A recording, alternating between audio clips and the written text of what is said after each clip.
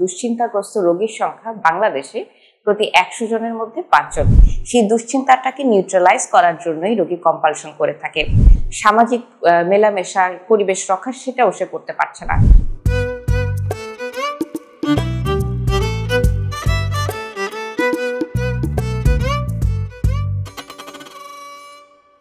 আসসালামু আলাইকুম। সুখী পরিবারের সবাইকে সাদর আমন্ত্রণ জানাচ্ছি। আমি ডাক্তার সুমাইয়া বিনতে জলিল। আমি একজন মনোরোগ বিশেষজ্ঞ, বিশেষ করে কাজ করছি শিশু ও কিশোর মনোরোগ নিয়ে। জাতীয় মানসিক স্বাস্থ্য জরিপ 2019 মতে এংজাইটি ডিসঅর্ডারের সংখ্যা অর্থাৎ দুশ্চিন্তাগ্রস্ত রোগীর সংখ্যা বাংলাদেশে প্রতি 100 জনের মধ্যে 5 জন। তার মধ্যে একটি বিশাল অংশ জুড়ে রয়েছে ওসিডি রোগী। তাহলে চলুন আমরা আজকে জানি ওসিডি রোগটি কি। অবসেসিভ কম্পালসিভ ডিসঅর্ডার, অবসেশন এবং কম্পালশনের সমন্বয়ে একটি রোগ। অবসেশন, যেটা সহজভাবে বাংলায় বললে একই ধরনের চিন্তা, ছবি, তাড়না, অনুভূতি এগুলো বারবার আসা। আর কম্পালশন এমন কিছু অ্যাক্টিভিটি যা এই এক্সেসিভ চিন্তা, ছবি, তাড়না, এই বারবার চিন্তাটাকে কমানোর জন্য একজন রোগী করে থাকে। বেসিক্যালি যখন বারবার একই চিন্তা একজন রোগীর আসতে থাকে, সেটি অযাচিত হয় এবং রোগীর জন্য অনেক কষ্টদায়ক হয়, যা একজন রোগী চাইলেও বন্ধ করতে পারেন না। যার কারণে এই চিন্তা তার মধ্যে অনেক এংজাইটি অর্থাৎ দুশ্চিন্তার জন্ম নেয়। সেই দুশ্চিন্তাটাকে নিউট্রালাইজ করার জন্যই রোগী কম্পালশন করে থাকে। আসুন একটি উদাহরণ দিয়ে বুঝি। যেমন খুব কমন একটি অবসেশন দেখা যায় ডার্ট অ্যান্ড কন্টামিনেশন অবসেশন, অর্থাৎ কোনো কিছু গায়ে লাগলেই মনে হয় যেন রোগীর ময়লা লেগে গেছে। সেই ময়লাটা পরিষ্কার করার জন্য সে বারবার হ্যান্ড ওয়াশ করতে থাকে। এখানে কিছুক্ষণ হ্যান্ড ওয়াশ করছে, একটু পরে আবার গিয়ে হ্যান্ড ওয়াশ করছে, কারণ তার বারবার মনে হচ্ছে ময়লা তার হাতে লেগেই আছে, কোনোভাবে ধোয়ার ফলেও ময়লা যাচ্ছে না। এটি হচ্ছে একটি কমন অবসেশন। আরো কিছু অবসেশন এবং কম্পালশন রয়েছে, যেমন রোগ রিলেটেড অবসেশন। রোগীর মনে হতে থাকে আমি তো অসুস্থ, আমার একটি রোগ হয়েছে। সে বারবার বিভিন্ন পরীক্ষা নিরীক্ষা করতে থাকে, বিভিন্ন ডাক্তারের কাছে যেতে থাকে, এটি তার কম্পালশন। আরো রয়েছে যেমন হার্ম রিলেটেড অবসেশন, অর্থাৎ নিজেকে আঘাত করবে বা অন্য কাউকে আঘাত করবে এরকম চিন্তা বারবার আসতে থাকা।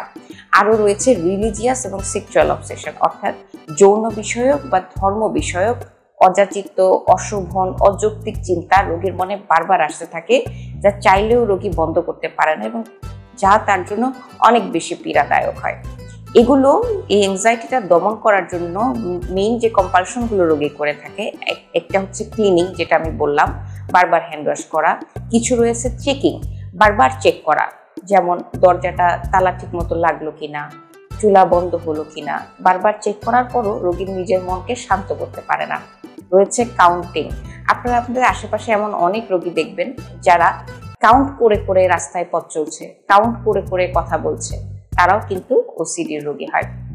আরেকটা বেশি কমন বাচ্চাদের মধ্যে যেটা দেখা যায় সেটা হচ্ছে রিপিটিং বিহেভিয়ার, অর্থাৎ দেখবেন বাচ্চা একই প্রশ্ন বারবার করছে, উত্তর পাওয়ার পরও সন্তুষ্ট হচ্ছে না, একই লেখা বারবার মুছে আবার লিখছে, পারফেক্ট করার চেষ্টা করছে। এগুলোও কিন্তু অবসেশনের লক্ষণ। আরেকটা ইন্টারেস্টিং অবসেশন বড়দের মধ্যে, একটু বয়স্কদের মধ্যে দেখা যায়, সেটা হচ্ছে হোর্ডিং। অনেক সময় দেখবেন যে পুরনো জিনিসপত্র, যেগুলো আমরা অপ্রয়োজনীয় জিনিস, যেগুলো আমাদের কাজে লাগে না, সেগুলো ফেলে দেওয়ার পরিবর্তে তারা জমিয়ে রাখছে, কালেক্ট করছে। এগুলো এক ধরনের অবসেশন। সো এই অবসেশন বা ওসিডি রোগটা হয় কি জন্য? বংশগত প্রভাবের মধ্যে রয়েছে। বলা হচ্ছে পরিবারে যদি কারো ওসিডি রোগ থাকে, তার পরবর্তী প্রজন্মে ওসিডি রোগ হওয়ার সম্ভাবনা 4 গুণ বেড়ে যায়। বিভিন্ন ধরনের কেমিক্যাল ইমব্যালেন্স, যেমন সেরোটোনিনের ইমব্যালেন্সের জন্য ওসিডি রোগ হয়ে থাকে। এবং এই যে specific brain area CSTC circuit বলা হয়, এটা ওসিডি রোগের জন্য দায়ী। সেই একই এরিয়া কিন্তু আমাদের মেমোরি অর্থাৎ স্মৃতিশক্তি এবং এক্সিকিউটিভ ফাংশনিং অর্থাৎ কর্মদক্ষতার জন্য দায়ী। যার কারণে যখন একটা মানুষ ওসিডি রোগে ভোগে, অনেক সময় সে বুঝে না তার রোগটা কি, কিন্তু সে আমাদেরকে এসে এটা বলে যে ডাক্তার সাহেব আমি কিছু মনে রাখতে পারি না, আমি বারবার ভুলে যাচ্ছি। কারণ ওই যে তার সেই ব্রেন এরিয়া অ্যাফেক্টেড হয়ে যায় এবং তার কর্মদক্ষতা হ্রাস পায়। দেখা যাচ্ছে সে স্টুডেন্ট হলে পড়াশোনা কন্টিনিউ করতে পারছে না, কাজ কন্টিনিউ করতে পারছে না, গৃহস্থালে কাজকর্ম কন্টিনিউ করতে পারছে না, ইভেন সামাজিক মেলামেশার পরিবেশ রক্ষা সেটাও সে করতে পারছে না।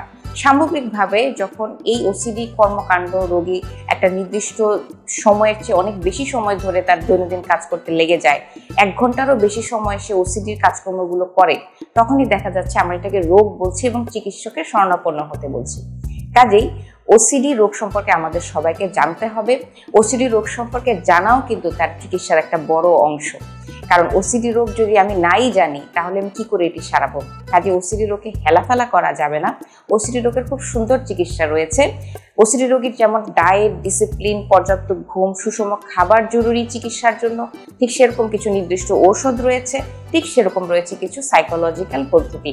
এই সবগুলো পদ্ধতি সমন্বিতভাবেই দেখা যায় যে একজন ওসিডি রোগকে সুস্থ করে তোলে। সাইকোলজিক্যাল ইন্টারভেনশনের মধ্যে রয়েছে CBT, cognitive behaviour therapy, ERP, mindfulness, ACT, acceptance and commitment therapy.